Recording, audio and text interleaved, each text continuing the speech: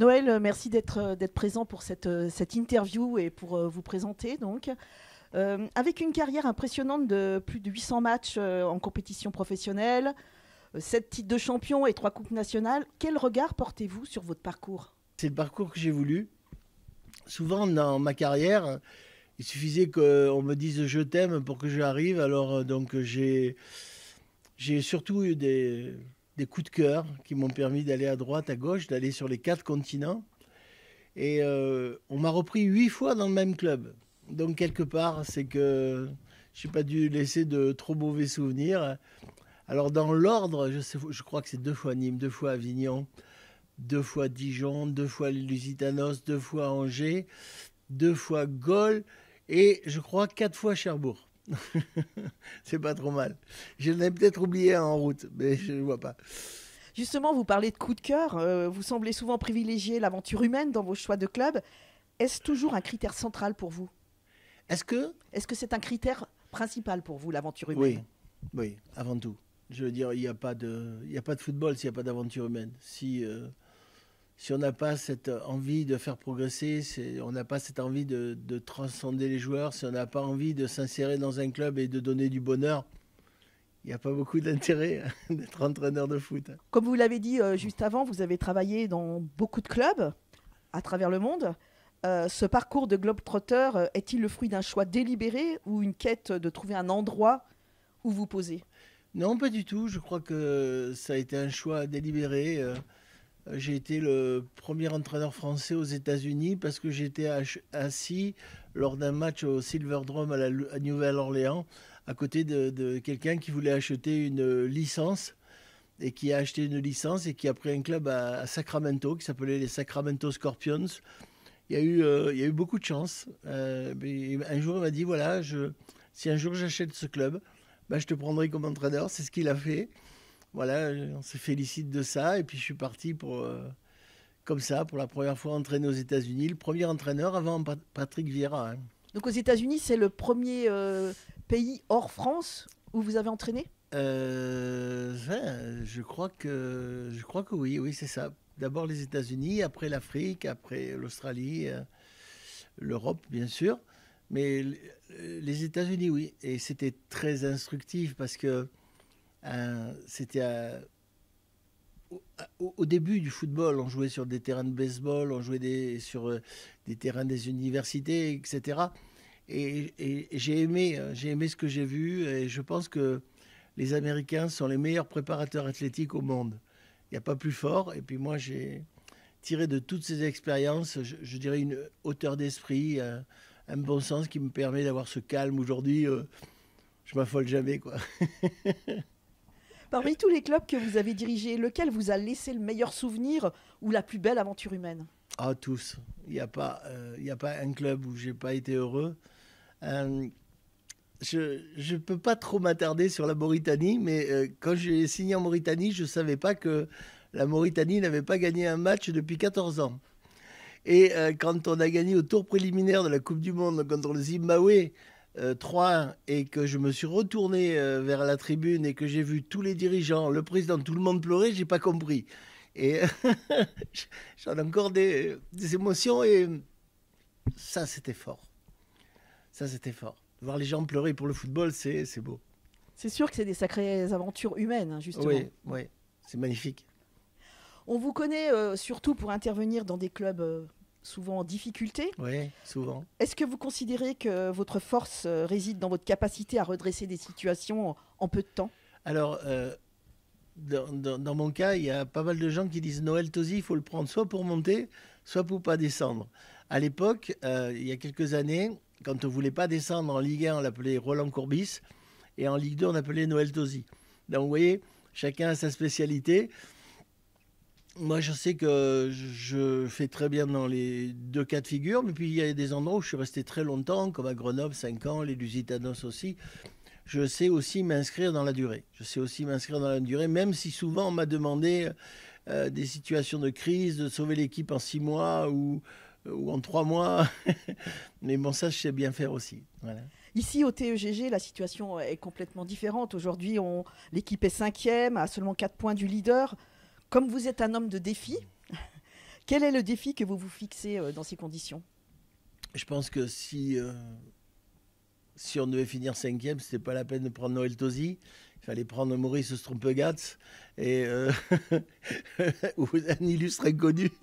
Mais bon, si les gens m'ont approché et m'ont demandé de venir, c'est pour justement amener cette équipe en National 2.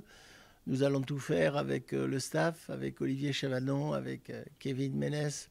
Je crois qu'il y a vraiment une superbe équipe. Mais vous savez, la réussite en football, moi je sais qu'il n'y a pas de vérité en football. Parce que depuis le temps, j'ai travaillé là-dessus. Mais la chose la plus importante pour un club, c'est l'équipe autour de l'équipe. Et c'est vous, c'est les gens autour de cette équipe. Si l'équipe autour de l'équipe est bonne, nous monterons en National 2. Et ça, je peux vous certifier que c'est une des rares vérités du football. Eh ben, c'est tout ce qu'on espère, en tout cas. Comment se sont déroulés vos premiers contacts avec les joueurs, avec l'équipe?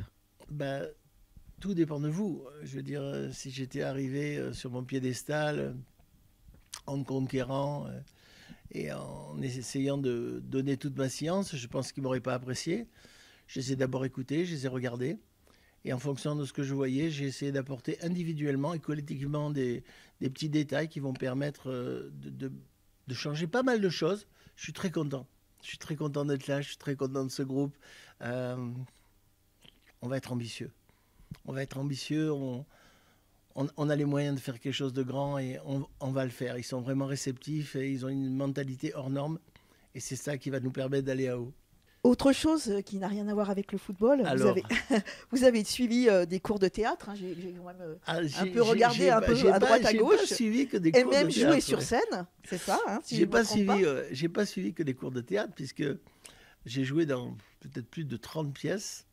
Si vous voulez, il y a des entraîneurs qui ont des hobbies. Il y en a qui boivent du Chablis, Giroud par exemple, pour ne pas les nommer. Il y en a qui jouent au golf. Il y en a qui vont faire la coinche dans les bars.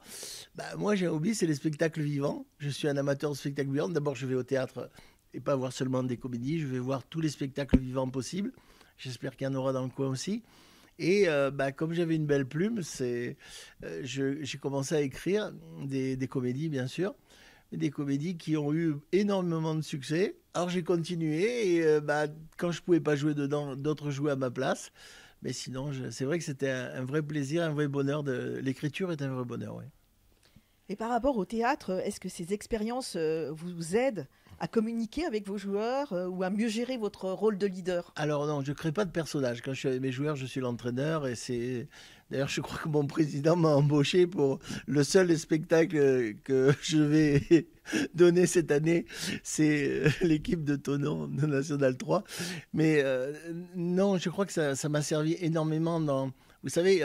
Quand on est au haut niveau, première, deuxième division, on a affaire à des gens qui viennent vous poser des questions à chaud et des questions très difficiles, etc. Et le fait d'avoir fait du théâtre et d'avoir un peu cette répartie m'a permis de ne pas tomber dans certains pièges.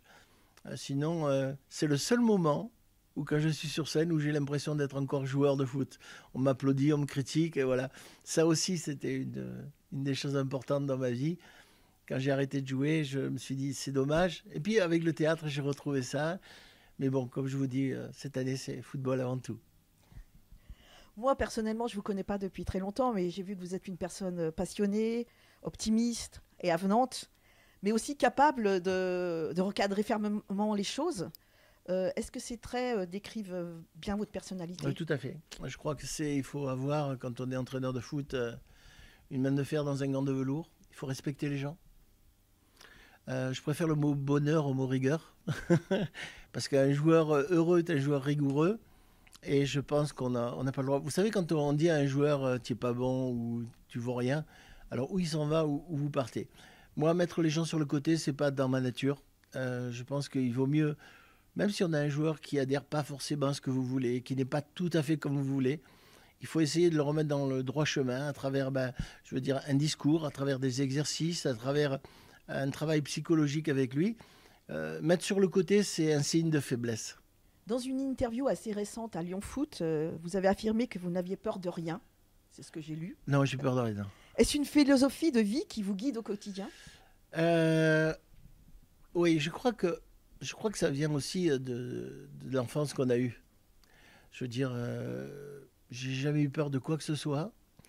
J'ai toujours été ultra positif, quelle que soit la situation. Et ça m'a été donné par mes parents parce que je vais vous faire une... Tiens, c'est une question qu'on m'a jamais posée en plus. C'est très bien. Ma maman a fait 6 fausses couches. Et moi, je suis le 7e.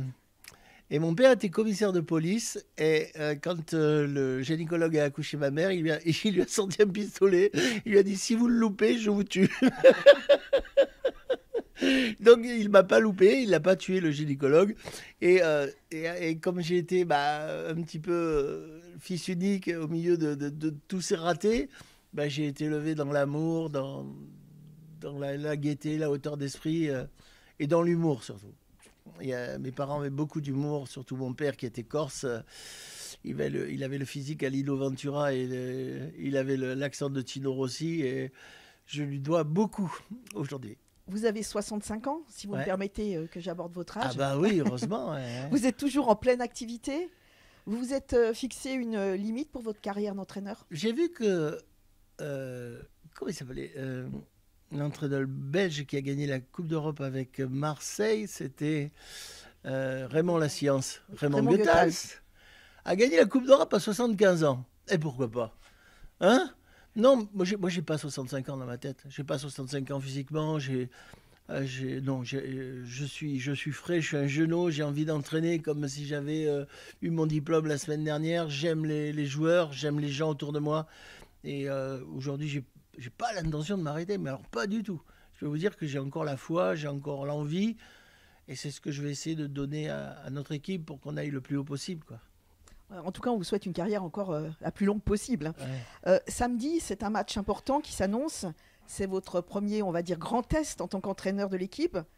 Comment abordez-vous ce match et quel message souhaitez-vous transmettre à vos joueurs pour qu'ils soient prêts? Il y a 2 façons de faire. Soit on ouvre le parapluie quand on est entraîneur et on dit ben voilà, Will s'est fait expulser à Limonest, Franck a été blessé, voilà, etc. Moi, je suis tout à fait le contraire de ça.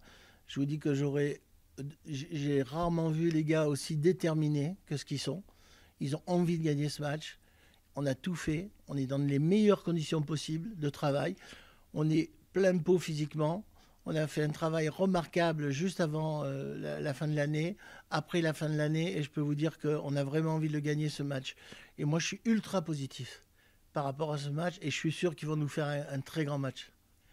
Merci Noël, et on vous souhaite un bel début d'année 2025, et peut-être avec une belle surprise à la fin de la saison. Merci.